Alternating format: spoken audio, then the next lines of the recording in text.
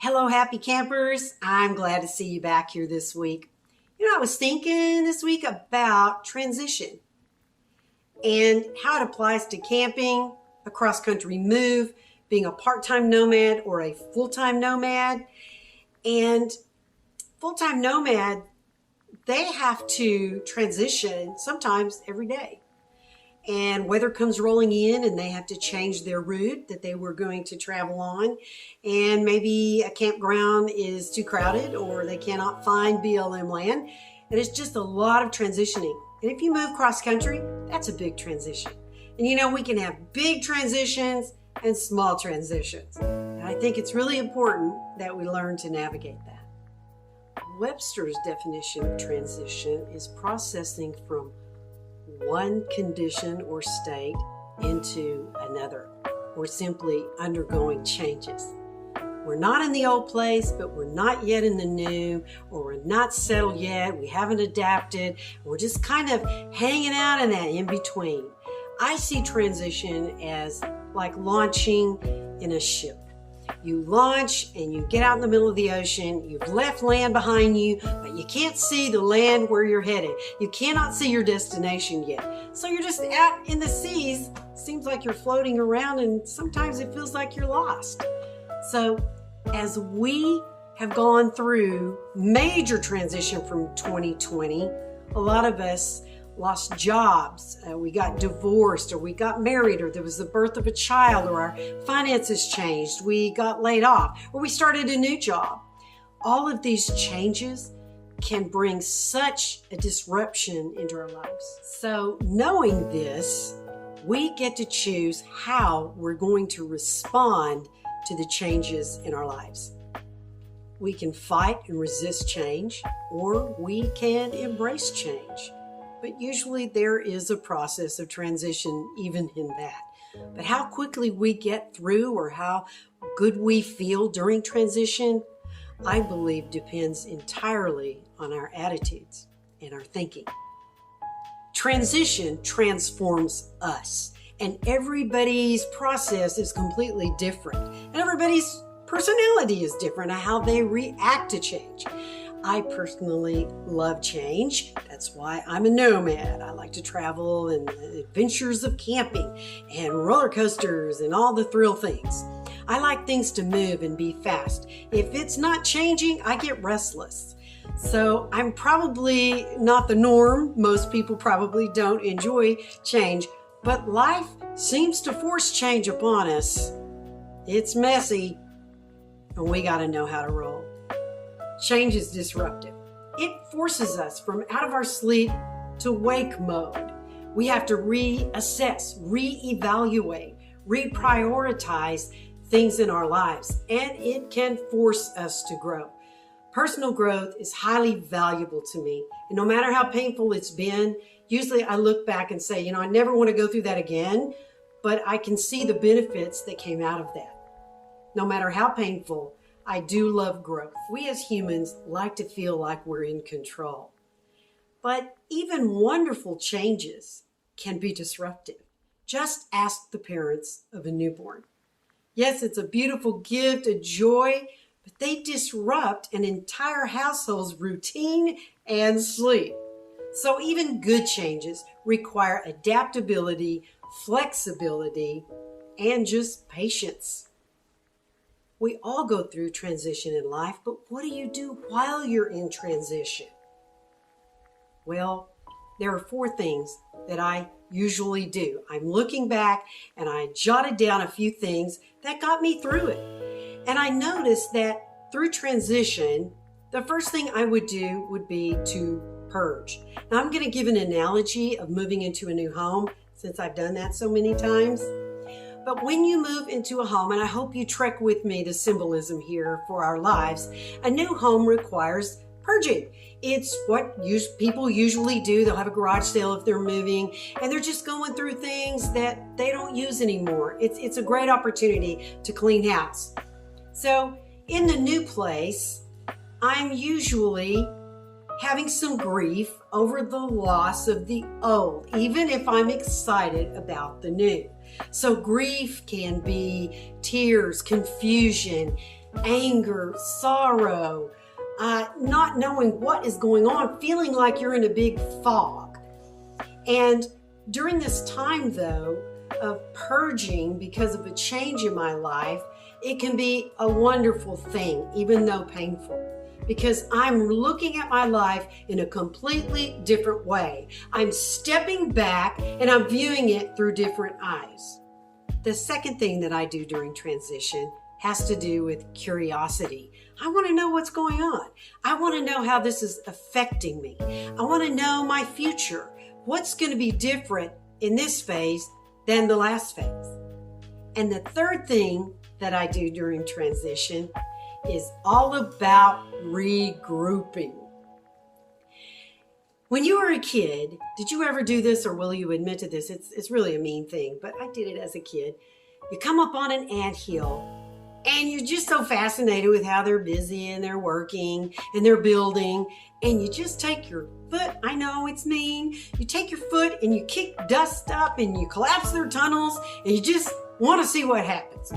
And the next day I was always fascinated to come back and see how they had rebuilt. It was amazing. Ants are so organized. They soldier on, and they can regroup in a moment. It's really quick. And I've noticed human nature does that. When life throws us a curveball, we want things to be normal just as quickly as possible. We want to feel secure. We want that comfort level once again. So regrouping is what I usually do. Regrouping for me personally brings my anxiety level down. And this is when I assess what it is that I need in the new. When I move into a new house, I've purged the old and gotten rid of a lot of things that won't fit in this house, or it's outdated, it's the wrong color or wrong style for the new place. Remember, this is symbolism. And in the new place, when I do a move, the first thing that I always need are electrical cords and extension cords, adapters for the outlets, and lamps. Because even though it's the same power source, I had electricity at the old house, I have electricity at the new house, it's the same power source, but to connect to that power is different in the new place. This is so good. I love this because as we allow ourselves to be changed and connect in new ways, connect to new people, connect to new methods, it can be a really exciting time in our lives, and it causes the grief to fade away into the background. It gives us a new hope.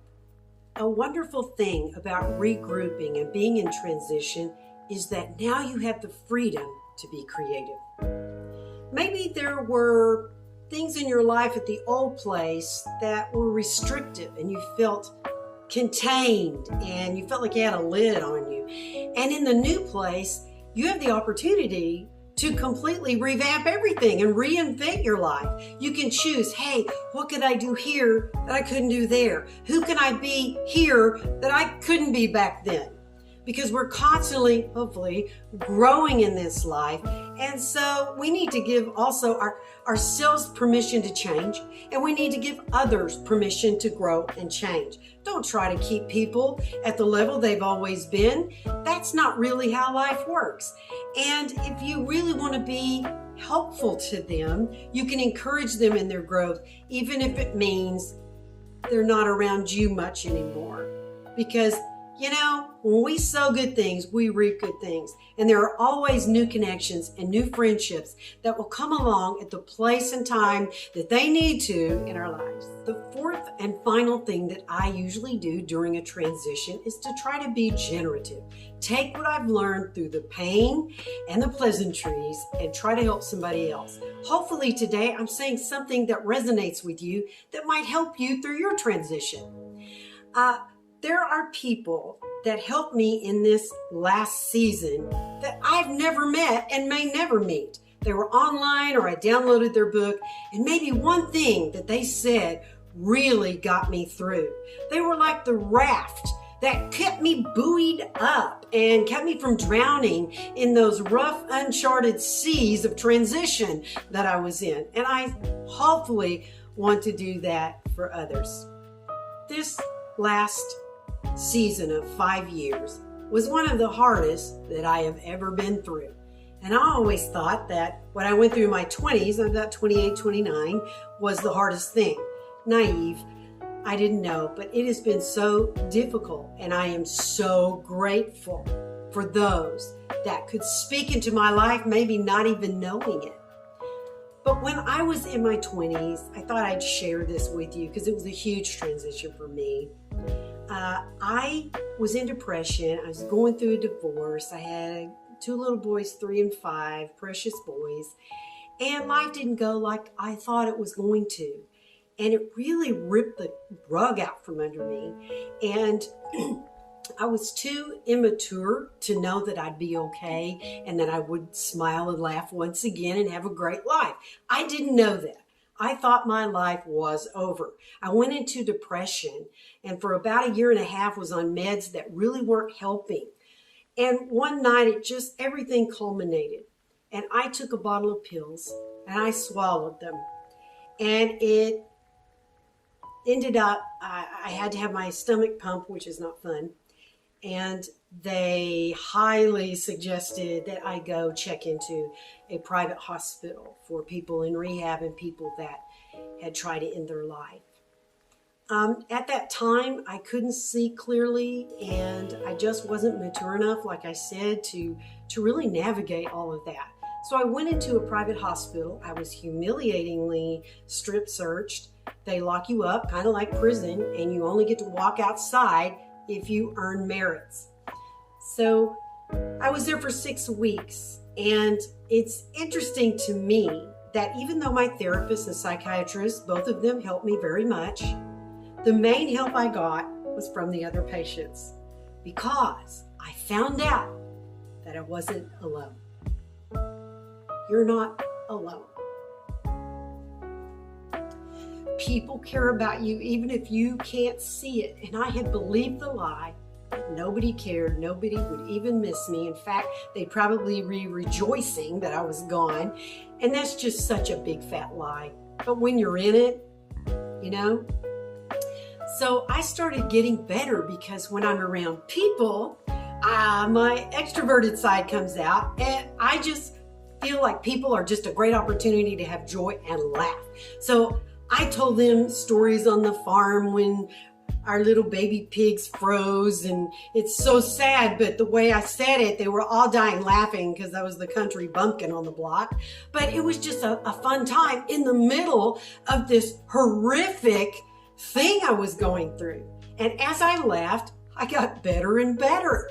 And by the end of that, I felt more like myself. Now, there was a male nurse there, and he probably shouldn't have told me this, but he did, and I'm glad he did. He said, Carla, when I admitted you, he did the triage. He said, when I admitted you and you came in my office, he said, I've worked here for years, and I've never seen a person with such sorrow and a deep depression on their countenance. He said it was thick. You could cut it with a knife. It was palpable. He said, I'd never seen somebody in that kind of shape. And I was like, wow, well, I was feeling it. Good to know that I need to be here. And by the end of this, though, I was elected mayor of my wing of the hospital. So I was coming out of it. And even my leadership skills were being honed, and something great came out of something so horrible. And so, was it easy after that? No, I still had to walk out a lot of tough things. But you know, I got past the hump, I got over it, and I went on and experienced life. Yes, there are always going to be problems, but if you are toying with and entertaining these suicidal ideations, I want to tell you, stop. Someone cares about you. I care. Well, you don't even know me. If you were standing right here, I'd fix you something to eat, I'd hug you, I'd listen to your story, and I would point you towards some professional help. I care. There are other people who care. And if you are in that situation, there's a number I want you to call. And it's 3 numbers. It's 988. If you are thinking of ending it all, please reach out for help. What if I hadn't have got my stomach pumped? What if I'd have passed away and I wouldn't be here anymore? I have a son that wouldn't be here. I have grandchildren that wouldn't be here. And I have people that have told me, I humbly say this, people have told me that I have helped them with my story and my experience. And so we all have a path to walk. And you are so important. Please do not believe the lie that you're not worth it, because you are. If nobody else tells you that, I'm telling you now, you are so worth it. There is a light coming. There's a light at the end of the table. You're going to have a life again. You're going to feel okay again. Just give it some time and don't give up. I care about you, and many others do, I'm sure. So take really good care of yourself, no matter what transition you're going through. If it's small, medium size, or huge, maybe the death of a loved one. If you're a widower and you feel lonely, there are some things that you can do. I felt so lonely being isolated through 2020 and about 5 years. That's one reason I got out and started camping, and I was scared. I went to the desert for 10 days to camp. I didn't know anybody there, but I had the time of my life, and it picked up my spirits. There are some things you can do. You can camp. You can join some Facebook groups and start talking to people online. There's a lot of things that you can do to help yourself. But please, if it's serious, please reach out and call 988. I care about you. Thanks for joining me today. Bye-bye.